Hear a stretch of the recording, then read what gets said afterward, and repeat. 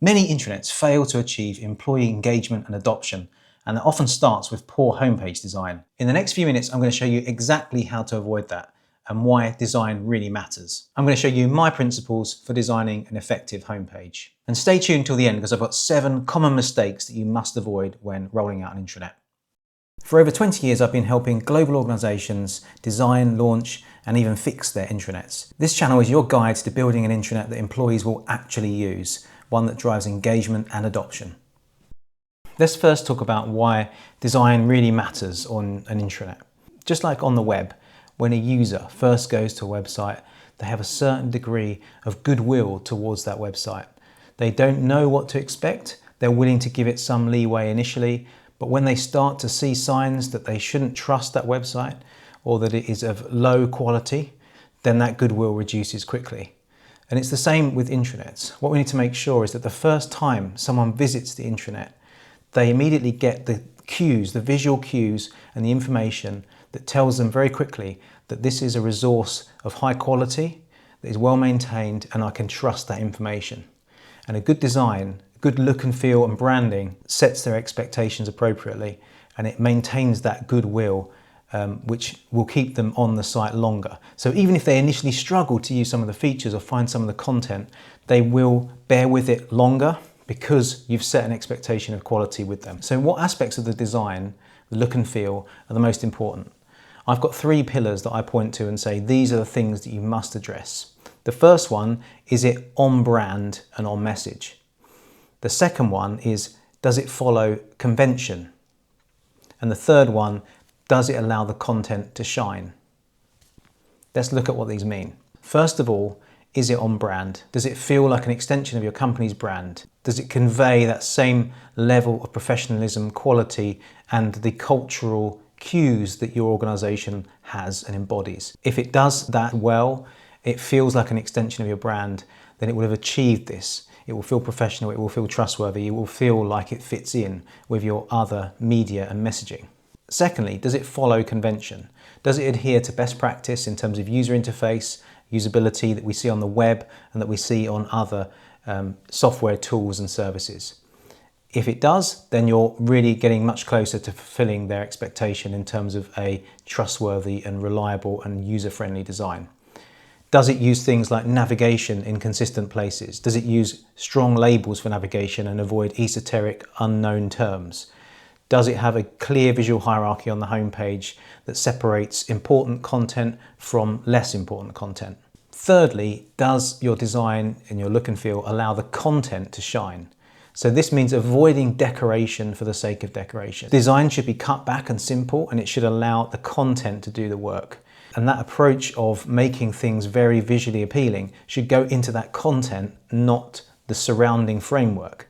So when you've got news articles on the homepage, for example, which is your main corporate news, those images that are there should be very carefully selected, and they should be artworks, they should be designed. They shouldn't be low quality images stretched, blurred, logos and things stuck together in a very haphazard way, because that sets a very poor expectation of your overall intranet experience if that's the thing people see first. So now I'm going to take a look at an actual site, an actual intranet site that we designed, and I'm going to take you through the anatomy of that homepage and why we've made the design decisions we have about what appears where and the visual hierarchy that you'll see. So with this design, the first thing you might notice is inside of Microsoft Teams. So we always recommend to our customers that you, where possible, make the intranet available where your employees want to access it.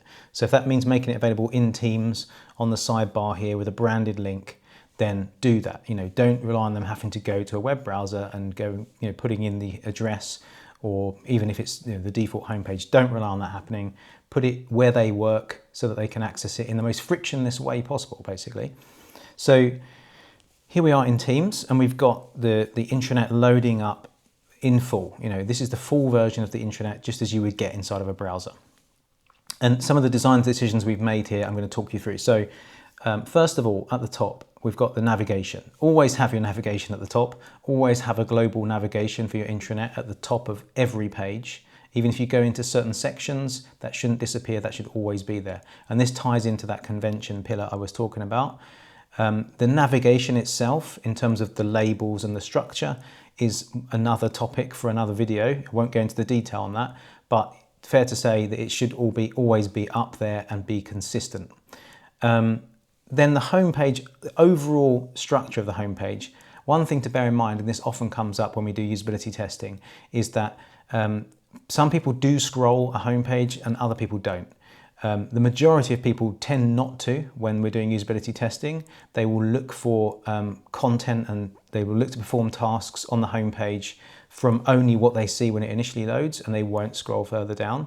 So what this means is that it doesn't mean you can't put content below the fold, as it's called. It can be stuff further down, but you can't make it so that that's the only place it exists if it's critical content. So if you want people to make sure that people know and see that information or that content or those links, do not just place them further down the homepage. You should always have them in the navigation, for example, so that people can find that information. They will gravitate towards the navigation when they're hunting for information. So that's the first thing to bear in mind. Then you can see that at the top part of the page here, we have some different display styles for different information. So we've got this banner at the top. This is actually something that is very common on intranets we create. We sometimes call it notifications, sometimes call it alerts. It is notifying the employee about a particular event or important piece of news or notice that doesn't necessarily require an article or a full set of content. It can be a one-line message to alert them to something. And this is really useful because it cuts through differently to employees than a news article, which they might be more used to seeing on the homepage and become a little bit blind to potentially.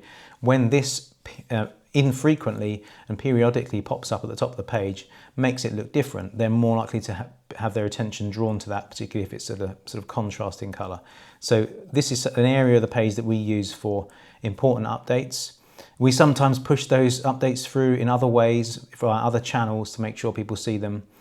They can be targeted so that different groups of people see them. But yes, we use that area of the page for these kind of significant announcements or notices.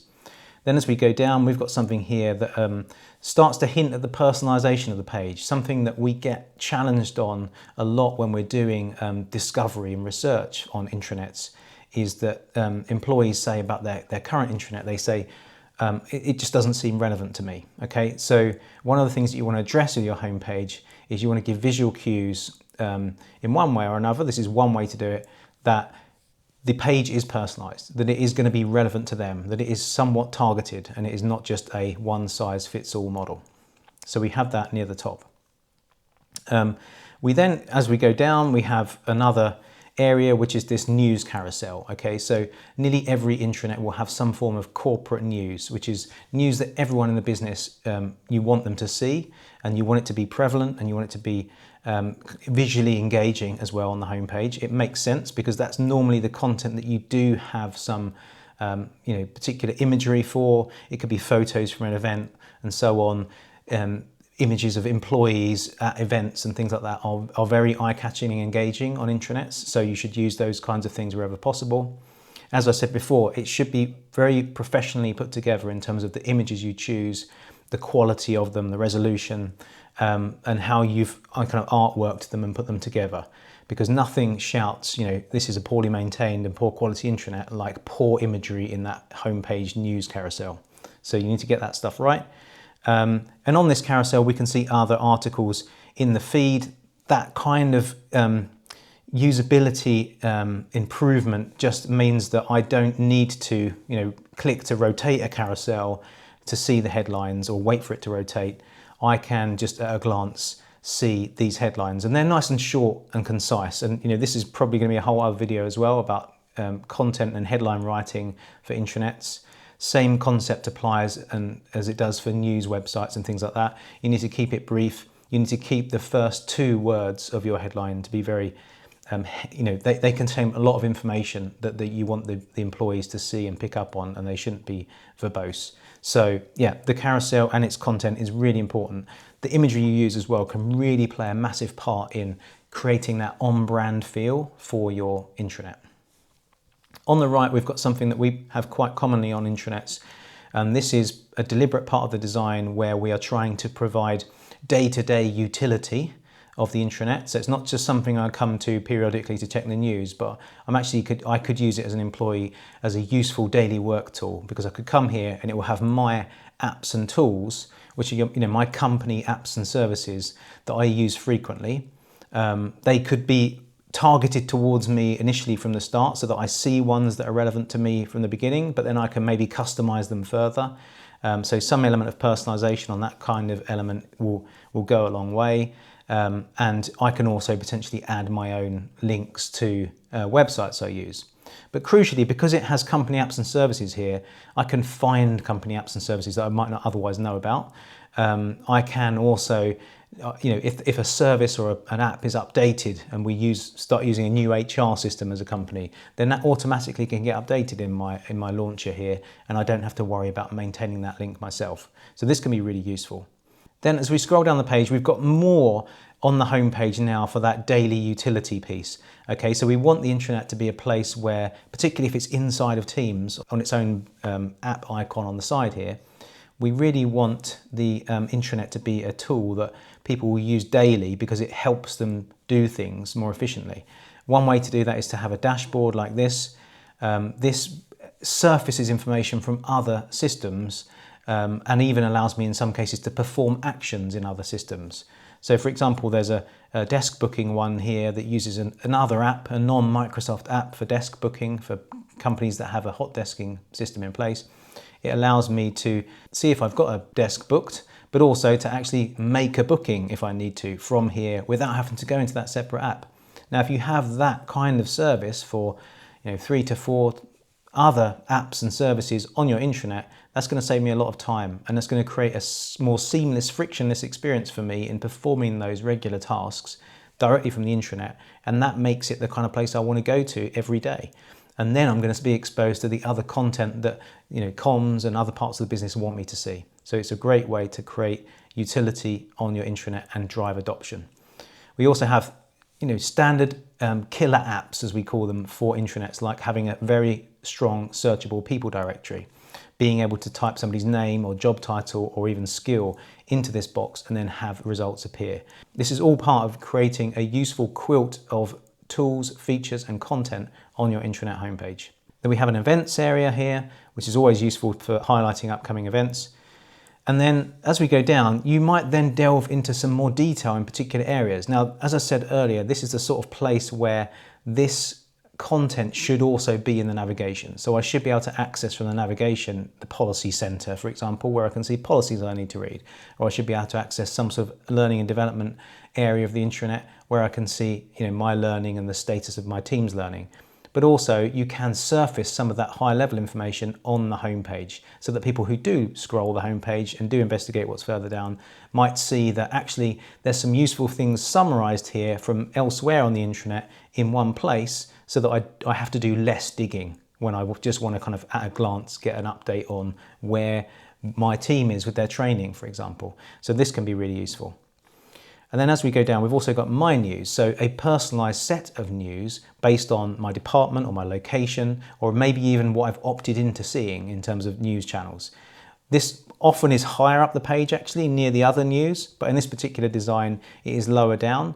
But as I was saying earlier, if somebody wanted to get to that news and they didn't know it was further on the homepage, they could always go to news and events on the navigation bar, and then they would see My News alongside corporate news. So there would still be a way to find it. And on the right, we've got the Viva Engage feed here. So normally, if you've got something like Viva Engage running or some other form of enterprise social networking, it makes a lot of sense to surface that on your intranet, ideally with the feed of the individual employee on the homepage.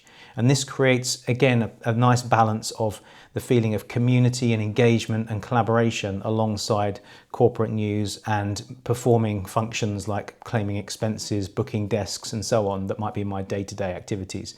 But yeah, this engagement piece can be really important in creating that sense of a broad and supportive community and adhering to your brand principles. So to recap, intranet homepage design is really important. It can set an expectation of quality and trust in the information. It can inform employees. It can help them navigate to tasks and information that they need efficiently. And it can also help them feel part of a broad but supportive community. If you found this video useful, check out my other video, which is 7 intranet mistakes to avoid. That will save you months of pain. Or if you want to assess how well your intranet is performing today and where you might need to focus on improving things, then take our Intranet Health Check tool. It's about 40 questions, 15 minutes, completely free, and it will give you guidance on where you should make changes and what to do next. You can find a link in the description below.